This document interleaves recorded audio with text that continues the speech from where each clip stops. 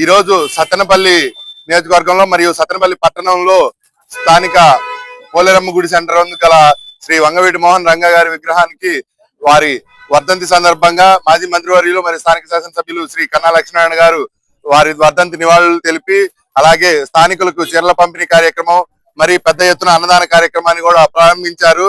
ఈ సందర్భంగా రంగా గారి యొక్క సేవా కార్యక్రమాలను మరియు వారు బడుగు బలహీన వర్గాల కోసం చేసిన పనులను కొనియాడారు. స్వర్గీయ వంగవీటి మోహన్ రంగా గారి 37వ వర్ధంతి కార్యక్రమం వడ్డవల్లి గడ్డ మీద ఇక్కడ ఉన్నటువంటి వంగవీటి మోహన్ రంగా గారి అభిమానులందరూ కలిసి భారీ ఎత్తున స్థానిక శాసనసభ్యులు గౌరవనీయులు కన్నా లక్ష్మీనారాయణ గారి చేతుల మీదుగా కార్యక్రమాన్ని దిగ్విజయంగా చేస్తూ ఉన్నారు.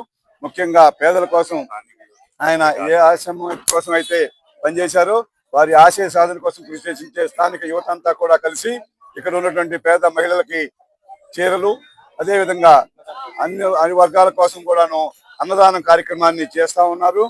చాలా విరివిగా ప్రజలు ఇక్కడ ఈ కార్యక్రమంలో పాల్గొని స్వర్గీయ వంగవీటి మోహన్ రంగా గారు అన్ని వర్గాలకు సంబంధించిన నాయకుడు. ఏ వ్యక్తికి కష్టం వచ్చినా కానీ ఆయన ఉన్నతమైన వర్గాలతోటి పేదవారి కోసం పోరాడి తన జీవితాన్ని చాలించిన వ్యక్తి.